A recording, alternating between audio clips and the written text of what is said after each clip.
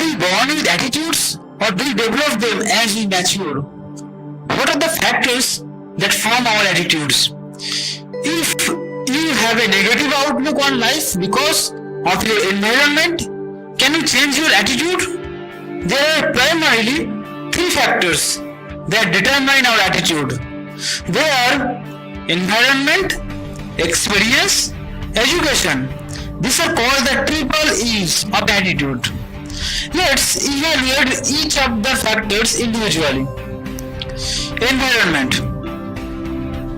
Every place, be it a home, organization or a country, has a culture.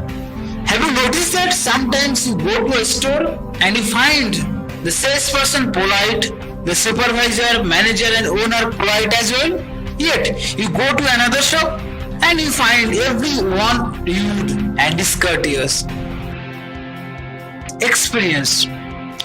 Our behavior changes according to our experiences with people and events in our life. If we have a positive experience with a person, our attitude toward him becomes positive. Number 3 is education. I refer to both formal and informal education, not just academic qualifications. Knowledge strategically applied translates into wisdom, ensuring success. I talk of education in the broader sense.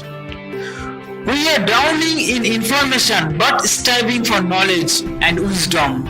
Education ought to teach us not only how to make a living but also how to live. When we become aware of our negative attitude, why don't we change? Human nature generally resists change. Change is uncomfortable, regardless of its positive or negative effect. Change can be stressful. Sometimes we get so comfortable with our negativity that even when the change is for the positive, we don't want to accept it. We stay with the negative. Charles Dickens wrote about a prisoner who stayed for many years in a prison. After serving his sentence, he got his freedom. He was brought out for his cell into the bright daylight of the open world. This man looked all around and after a few moments was so uncomfortable with his newly acquired freedom that he asked to be brought back to his cell into confinement.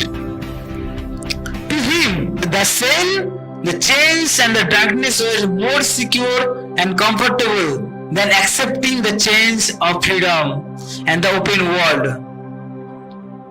First steps to building a positive attitude. During childhood, we form attitudes that last a lifetime. Undoubtedly, it would be a lot easier and better to have acquired a positive attitude during our formative years. Does that mean if we acquire a negative attitude, whether by design or by default, we are stuck with it? Of course not. Can we change? Yes. Is it easy? Absolutely not. How do we build and maintain a positive attitude? Become aware of the principles that build a positive attitude. Desire to be positive and cultivate the discipline and dedication to practice those principles. As adults, regardless of our environment, education and experience, who is responsible for our attitude? We are. We have to accept responsibility sometime in our lives. We blame everyone and everything but ourselves.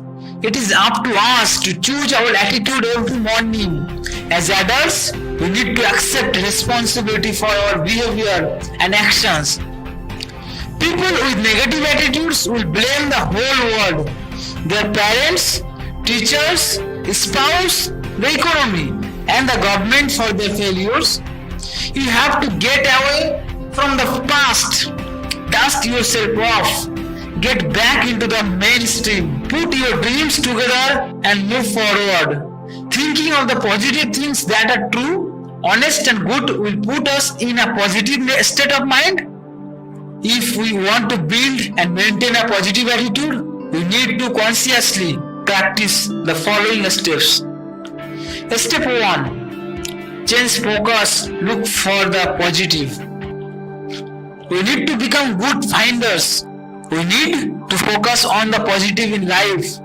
Let's start looking for what is right in a person or situation instead of looking for what is wrong.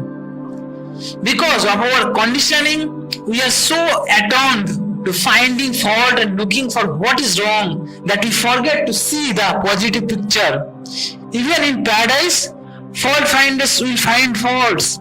Most people find what they are looking for. If they are looking for friendships, happiness and the positive, that is what they get. If they are looking for fights or indifference, then that is what they get. Question: looking for the positive does not mean overlooking faults. They have a story, looking for the gold. As a young Scots boy, Andrew Carnegie came to America and started doing odd jobs. He ended up as one of the largest steel manufacturers in the United States. At one time, he had 43 millionaires working for him. Several decades ago, $1 million used to be a lot of money. Even today, it is a lot of money. Someone asked Mr. Carnegie how he dealt with people. Andrew Carnegie replied, "Dealing with people is like digging gold. When you go digging for an ounce of gold, you have to move tons of dirt to get an ounce of gold. But when you go digging, you don't go looking for the dirt, you go looking for the gold." What is your focus? Become a digger for gold? If you are looking for what is wrong with people or with things, you will find many. What are you looking for? Andrew Carnegie's reply has a very important message.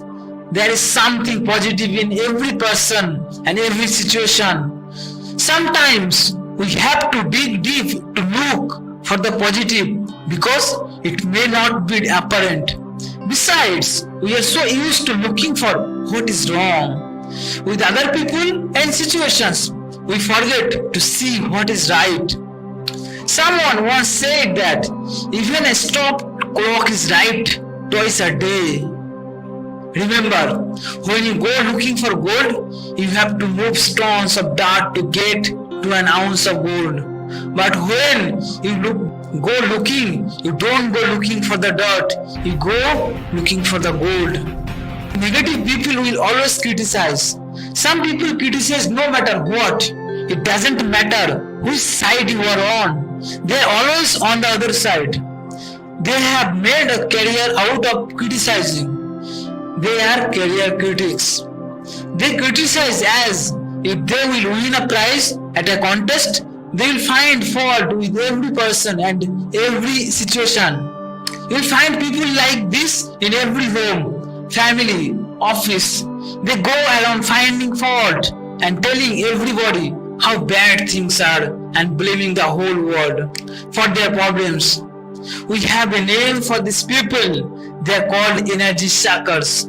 They will go to the cafeteria and drown themselves in 20 cups of tea and coffee and smoke to their hearts content with one excuse: they are trying to relax. All that they are doing is causing more tension for themselves and for others around them. They spread negative messages like a plague and create an environment conducive to negative results.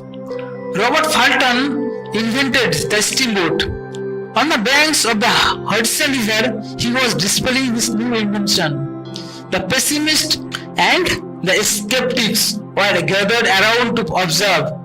They commented that it would never start. Lo and behold, it did. As it made its way down the river, the pessimist who said it would never go started shouting that it would never stop. What an attitude! Some people always look for the negative. There was a hunter who bought a bird dog, the only one of its kind in the world that could walk on water. He could not believe his eyes when he saw this miracle. At the same time, he was very pleased that he could show off his new acquisition to his friends. he invited a friend to go duck hunting. After some time, they shot a few ducks and the man ordered his dog to run and face the birds. All day long, the dog ran on water and kept fetching the birds. The owner was expecting a comment or a compliment about his amazing dog, but never got one. As they were returning home, he asked his friend if he had noticed anything unusual about his dog. The friend replied, "Yes, in fact, I did notice something unusual. Your dog can't swim."